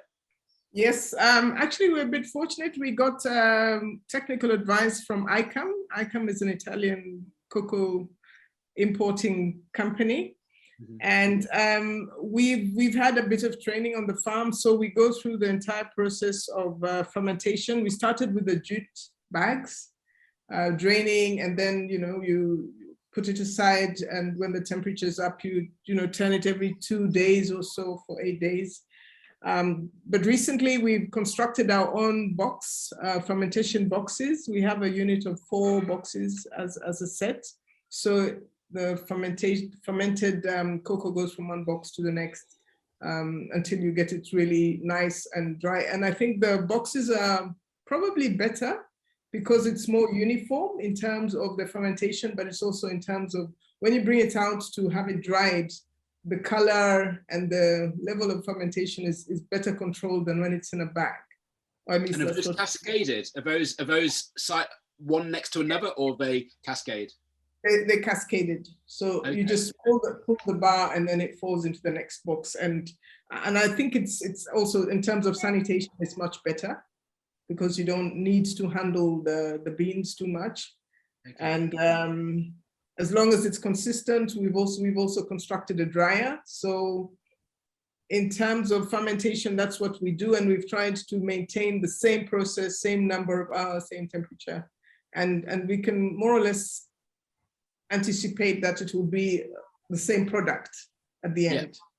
Although we are really new in this and we're learning and listening a lot to different people. But the benefit, Emily, is that you are able to control that as well. Yeah. The fact that you will be able to put in different protocols give you so much power over what you'll be able to achieve with your beans over time. I think that's a true blessing, which I think a lot of people don't realize. You can have a 4-day ferment, you can have a 5, you can have a 6, different day turns, all of those things which will make your products unique, special for whatever you want to create with it. So, and again, one of the benefits of being part of this, buy the box, people, okay? Because you'll be able to taste chocolates with different techniques from different parts of the world, something which literally you can't find anywhere else. Aaron, what about you? What's your experience been in terms of fermentation?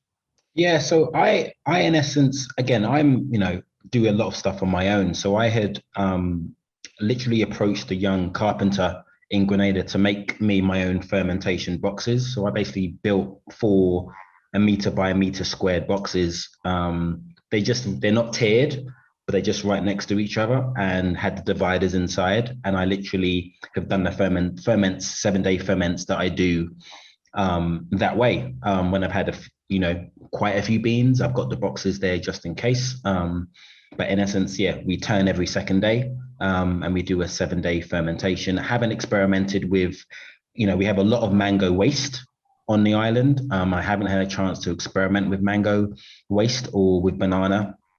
But that's one of the things, only because I only have a small amount of cocoa across the 2 acres of land that I have and the 98 cocoa trees I have to play with. So I have to be pretty, I can't play around with my beans per se. So, but eventually when I do have the ability to work with another farmer and maybe experiment with beans I can purchase from him or her, then I can be a little bit more experimental. But for right now, it's just making sure I have a harvest every year so I can make my chocolate, and eventually I'll be able to spread my wings a little bit more.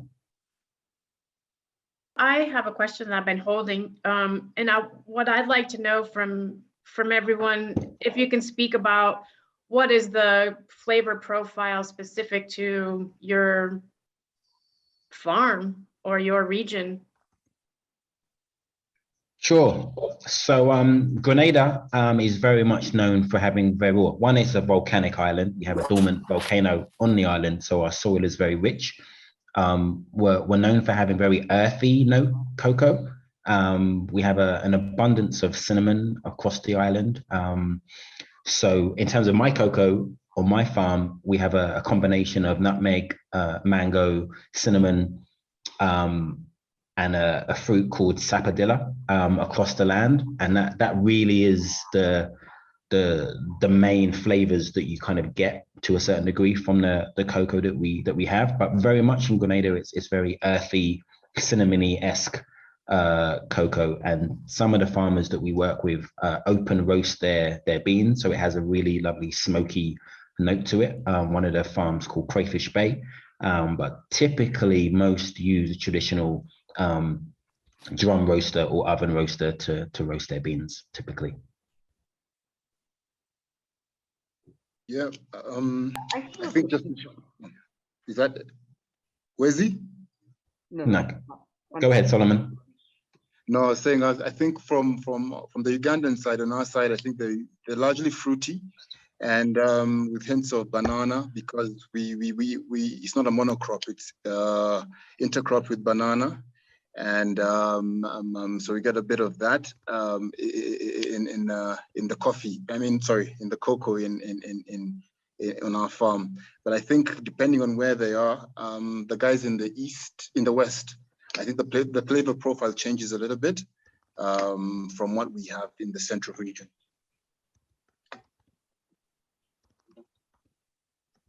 I'm going to jump across to Wezi. Wezi, are you there? Can you tell us about what the flavors come out from your chocolate? I think mainly because we cross-plant with bananas, so a lot of the flavor from our cocoa and chocolates, you get a very banana-y flavor. Especially when you're like roasting the cocoa beans, you can tell that that's a banana.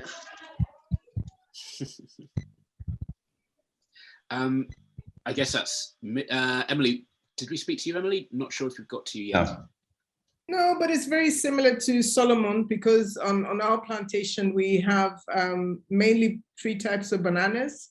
The other plants, we also have cassava, and we have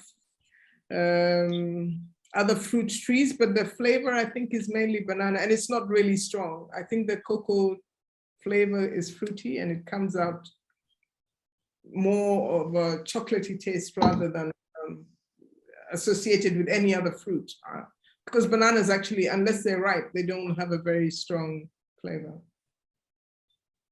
I mean, for me here in Jamaica, one of the things I've found is it's also different.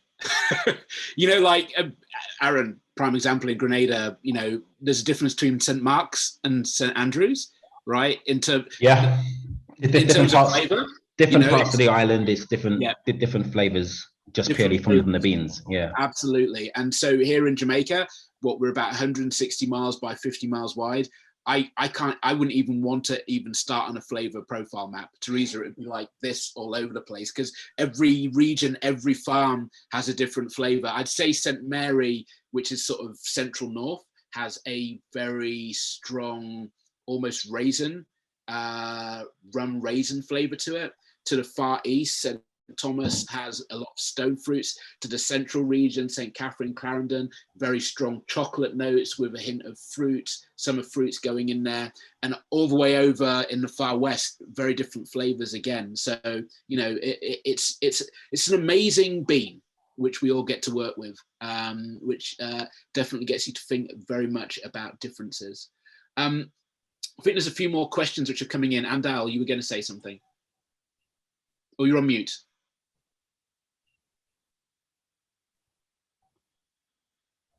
I'm sorry. Okay. Yeah, a lot of people would like to know if they can still get the sampler box. Do you have it? Or if you don't have, are you planning to bring the sampler boxes again? Do you know any information you can provide? Yes. So the link that I know has been shared in the chat a few times, but even if you just go to the Chocolate Rebellion website and then you click on the Cross Atlantic Collective, there's, I believe, last count, there was 10 boxes left for this run. So if you are quick, you may well be lucky enough. I'm not sure how many may have gone since we started the webinar, but Excuse me, I have to leave and go buy my box. so there may be a short number left, but yeah, but in terms of that, yes, we do, and we are shipping them everywhere. So no matter where you are, we will make sure that you get it. So if you're in the UK, if you're in Europe, if you're in India, you will be able to get the chocolate. Carla, reserve 3 for us. I cannot order now. We have to wait for the webinar to end. But please make sure we get 3, 1 for Teresa and 2, 1 for our employees, 1 for us. They're going up in price. There's a couple of good questions which we need to get onto. So we can do the auction. To the highest bidder. This is a good idea. This is a good idea. Aaron, while we have you, there's been a lot of movement going on in the last few months since the boxes have come out. We're going to have more boxes. We're going to have more products and things like that. Robbo will talk to you about the price of the box in just a short moment. But what's the future? What's the direction? How are we going to move forward with this collective? Yeah, so I think, the sampler box that we started with is just the real beginning. I think ultimately, as you mentioned, Nick, no one is doing this. And, there's many different boxes that you can get online, but there's nothing like what we've managed to create. But that's the beginning. The bigger thing, and there's many different elements to it, but ultimately it's been able to change the situation in everyone's countries. I think one of the fundamental things is within the cocoa industry is we have beans, and someone that may well be in Europe or North America wants the beans to make chocolate. But sometimes those beans don't necessarily come from the people you see on this screen.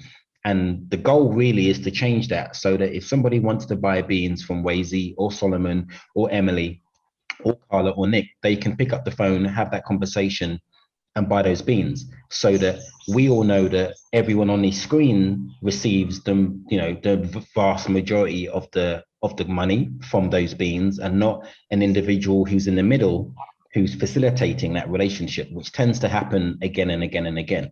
And what we're trying to do is have that genuine, direct relationship, because makers want to talk about where their beans have come from and the farm and the person and give the wonderful, lovely story. But in essence, the fact of the matter is those beans have gone through many, many hands, whereas they don't need to go through so many hands. It just needs to be a direct conversation. You can get Nick's contact details off our website.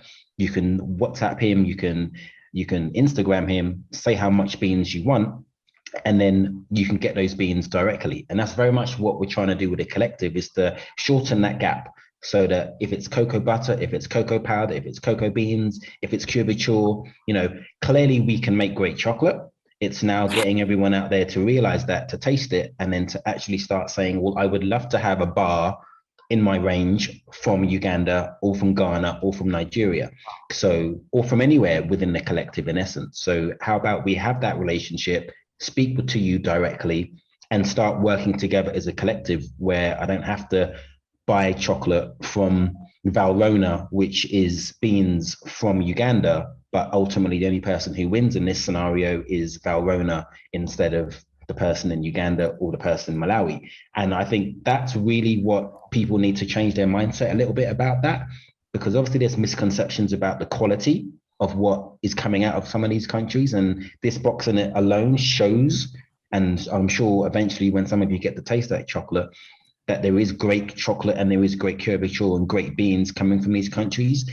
As more and more fermentation changes are being done, more adapting of how we do things, everyone's learning all the time. And I think it's about how we can grow collectively. So yes, the raw materials is one part.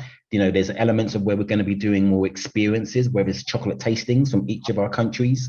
There's going to be origin tours that people can do, because there's many, many makers that I know that have connected with me over the time who have worked in chocolate for 10, 15 years, but are still yet to ever have a cocoa pod in their hand or ever hug a cocoa tree. So, I mean, for those individuals, they need to re-educate themselves and come out to some of these origin countries and get to learn and experience and meet and connect and build these relationships. So that's just an idea of, you know, a small taste of what we're doing, but it's really just building our own, let's say, cross-Atlantic Amazon, if I can put it in a very crass term, but that's in essence what it will be. Carla, in terms of you've been, even when you were describing the project earlier on, I could see the smile on your face. What is it that makes this so special for you? What is it that makes being part of the collective resonate with you so much?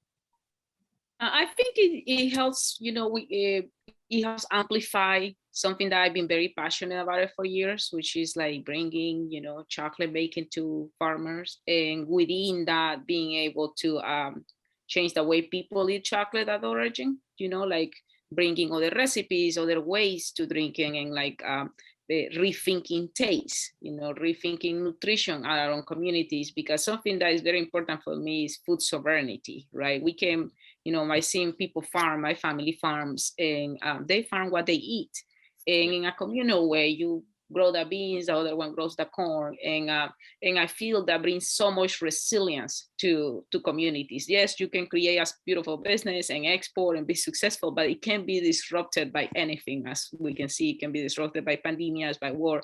But I think when people at origin had land and are able to grow things that they can eat, and they can determine it, how to feed themselves in a way that is culturally appropriate and healthy, you know, that's when I think we start creating change. So to me, that's what I'm very passionate of this project, because I think it is a great platform for more. I just within this, I had, we work a lot in Central America. There's a lot of people always reaching out like, hey, how can I learn chocolate? So, but I see now a lot of people from Africa, a lot of people from India, and this is not just our idea. This is something, this is a movement that nobody's stopping, you know, because with the moment people make chocolate, something very beautiful happens, you're right. And it's very significant, and your community, everybody reacts different. It reacts very exciting to chocolate. So it's a very nice craft, and also I think opens opportunities for future generations. So like, I'm not farming cacao, but now I'm making chocolate, right? So I'm the next generation. So I'm sure my kids, hopefully they will do something, but it threads into it. So that's what I think that's excitement for me, but it is a global movement. It's happening Asia, everywhere. And I think it is, you know, we get on board. So, and collectives like this, I think allows us to like have a message and immediately goes into 12 countries, right? And each one of us is a leader within our community. And if we can like, you know, learn with each other, the message is a little more organized.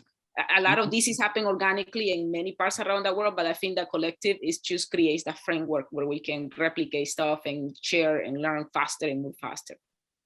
One of the things I always love about chocolate, even from that first time, is it feels like something which was stolen has been recovered. You know, even if it's like the extractive value, even if it's mine. This is mine, and just. It's such a powerful thing. It's such a basic, powerful thing to take cacao from one product to another. It's a very special thing. I'm not sure if someone's ringing there for a second, or if it's me. I was going to ask Teresa, up to you if that's okay. Okay, sure. Yeah, I have sort of a twofold question as we wrap up. The first part of the question is the collective open to people, and who is it open to, and how can they be a part of it? And then can you give some advice or insight to those that are in other regions, how they can do this for themselves, start their own co-op or their own collective, some tip or you know, sort of a starting point, a seed that can be planted? I'm going to get Aaron to come up in a moment. Hopefully he's going to be around just to answer the question about membership. What I'll say in the first place, and Wazy, you were there with Gillian at the very beginning, it's just conversation, right? It starts with a conversation around a common belief that we can work together. I'm sure that's what it was like with you, Wazy, and Gillian that first time round. What were those initial conversations like? I think initially it was finding a community of people that we kind of have the same goals and we want to achieve the same things. That's the beauty about the collective, is because we are all striving for the same thing, individually as well as the collective as a whole. We are trying to change how people think about chocolate, how chocolate is consumed. So generally, I know I saw a comment about how do we start our own.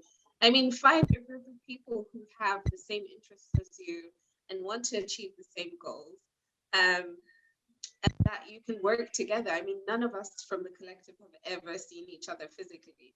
I mean, obviously, Aaron and Nick have, because I saw the post during the week. But otherwise, we found a way of communicating with each other virtually, and it's worked. Aaron, we're going to ask about the wider membership. Yeah, so ultimately, you know, what we ask those individuals that are interested in joining in the collective is really just to reach out to us, just drop us an email, you know, because we're not exclusive, we're not trying to discard anyone. You know, I think everyone can get in, and we have different levels of involvement. Obviously, people have a level of involvement they can give. So like I just say, to reach out to us, and we're in the middle of putting in real structure in place, you know, to put real governance behind what we're doing. But I think once, you know, that's been worked on in the back end, but I think ultimately, if anyone is interested, just to touch base with us, and see how they can be involved, if they want to be involved, if they want to support us in any way, whether it's through buying the chocolate, the sampler box, or buying a gift voucher off the website, or just, you know, sharing information about what we're doing, this live, you know, the link to what we do. So, you know, we're totally open to that. And I think one of the things which is so special for me, sorry, Balu, just on that thought, one of the things which is so special to me is the fact that the support isn't money, right? The support is about time and trying to build something which, you know, we often throw in that buzzwords of sustainability. This has to be sustainable because that's the way chocolate should be. It's really that simple. And if it isn't, we're trying to do something to correct that. You know, people are like, you know, how exactly is this going to work? Well, we're moving in a direction, which is better than just saying that this doesn't work and not doing anything. Balu. No, I was going to say that recently, in the last year, I have been hearing more and more people talk about the metaverse, which is an open source distributed collaborative effort. This is exactly similar to that. So the world is going in this direction. So I can guarantee that more and more people are going to be replicating this and being part of that. Great initiative. Excellent, excellent. Emily, I'm going to ask you the same question as I did to Carla. What has this been like for you being part of the collective so far? I think in just a few words, I think the trust has been amazing because, as has been said, we don't know, we've never met, but we genuinely trust each other, we respect each other. And for me, that's really important for a partnership. There's a lot of confidence building, especially for people who are like ourselves, who are just starting. And, you know, just being inspired to be innovative, to dare to be innovative, for me is just so exciting. And having this space where you can actually draw on others, and, you know, you're never wrong. You know, you're just a little bit off the track, but somehow you always manage to get a solution for what needs to be done.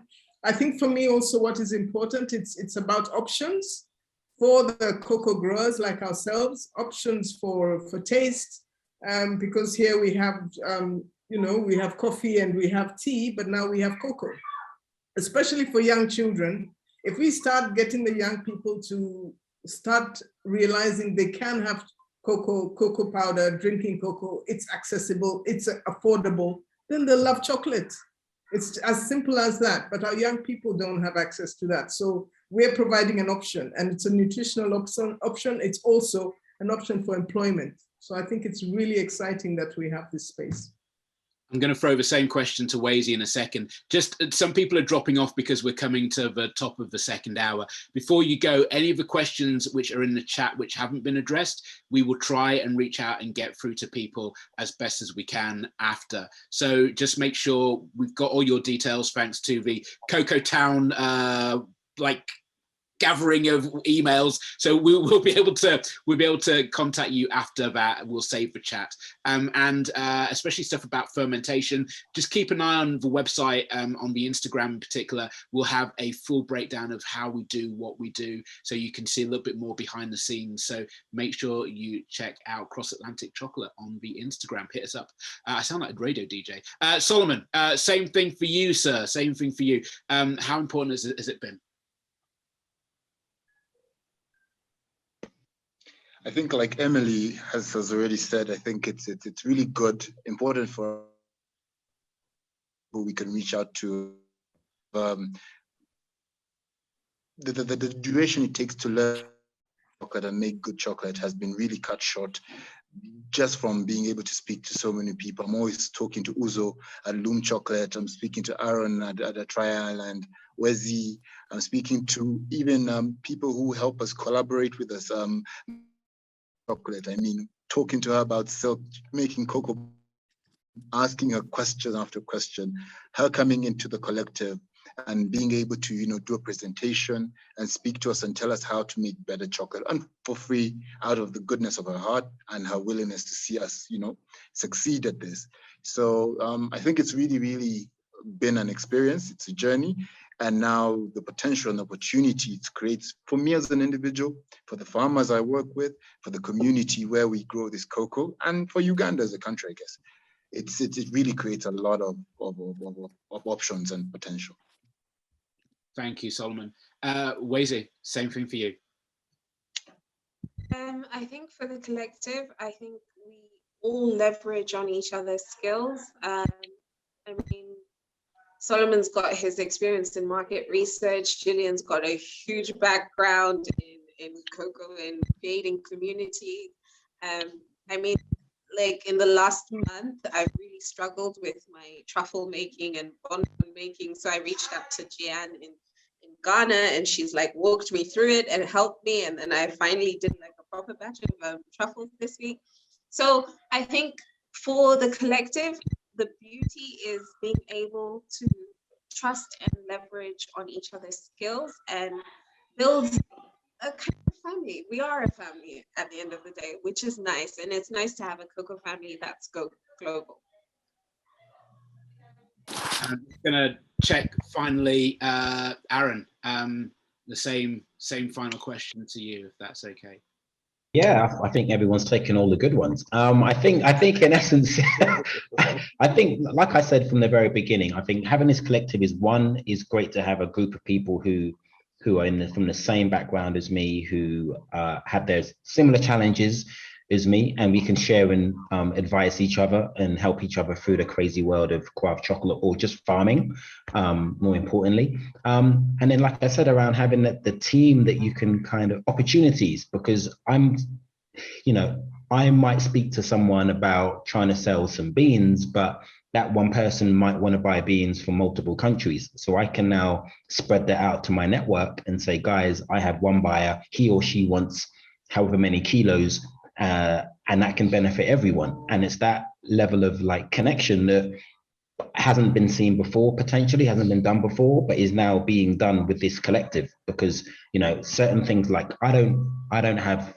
for example, in Grenada, we don't grow shea butter, we don't deal with shea butter, but I know in Africa there's abundance of it. So I know that people in Europe love that stuff, so I can connect my friends and my brothers and sisters and just say, great, here's a connection, now go and do great business. And it's that's what I love, the fact that I can make that connection and those linkages that I wasn't able to do before. So that's just one element of what I think the collective is empowered me to be able to do, and I think that's allowed us all to be able to do, and will allow us all to be able to do moving forward.